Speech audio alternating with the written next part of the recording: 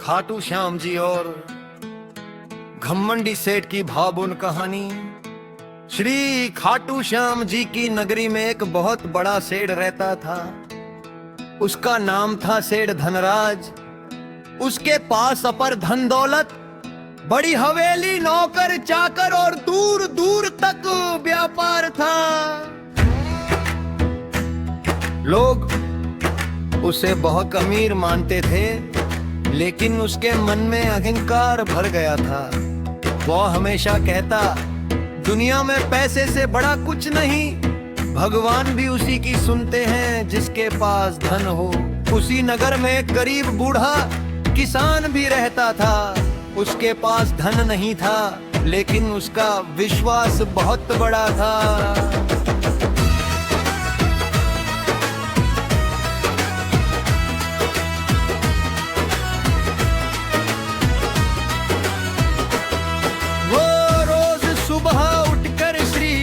खाटू श्याम जी का नाम लेकर भजन गाता और मेहनत करता।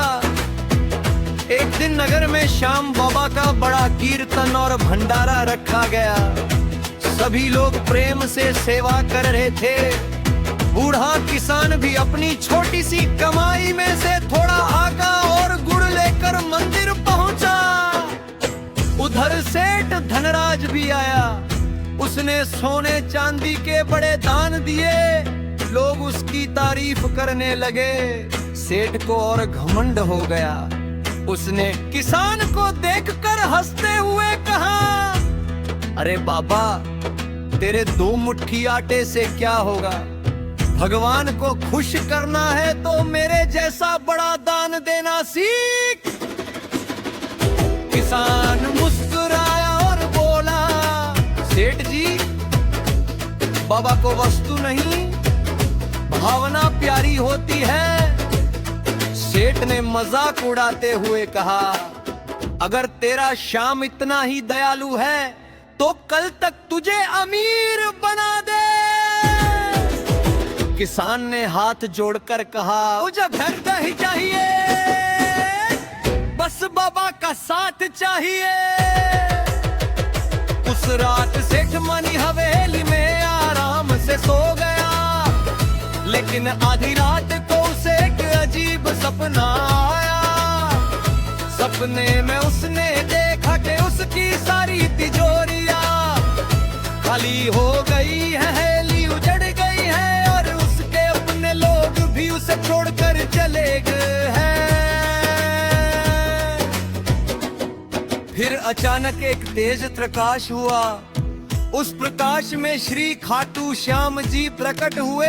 बाबा ने कहा, धनराज, तुझे अपने धन का बहुत घमंड है, लेकिन याद रख, धन से नहीं, भक्ति और विनम्रता से मेरा आशीर्वाद मिलता है। सेठ डर गया। उसने कांपते हुए पूछा, बाबा, फिर सच्चा भक्त कौन है? श्याम बाबा बोले, वह गरीब किसान चाहे हमें हिस्से की रोटी में भी मेरा हिस्सा निकालता है। उसके पास धन नहीं, लेकिन सच्चा दिल है। इतना कहकर बाबा अदृश्य हो गए। सेठ की नींद खुल गई। उसका पूरा शरीर पसीने से भीगा हुआ था। पहली बार उसे अपने घमंड पर पछतावा हुआ। सुबह होते ही वो सीधे किसान के घर पहुंचा। किसान उस समय बाबा का भजन गा रहा था, हारे का सहारा बाबा श्याम हमारा।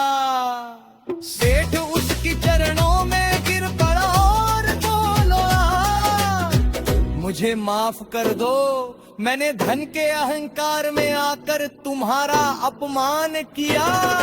किसान ने उसे उठाया और कहा, सेठ जी, मैं कौन होता हूँ माफ करने वाला? सब बाबा की कृपा है। उस दिन से सेठ पूरी तरह बदल गया। अब वह गरीबों की सेवा करने लगा, भूखों को भोजन कराने लगा।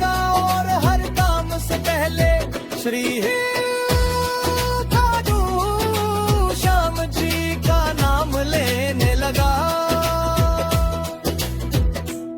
धीरे धीरे उसकी जिंदगी में सच्ची शांति आने लगी। उसे समझ आ गया कि धन से बड़ा भगवान का प्रेम होता है। कहते हैं जिस घर में सच्चे मन से श्याम बाबा का नाम लिया जाता है, वहां कभी दुख अधिक देर तक नहीं टिकता। कहानी से शिक्षा, भगवान को धन नहीं, सच्ची भावना प्रिय है।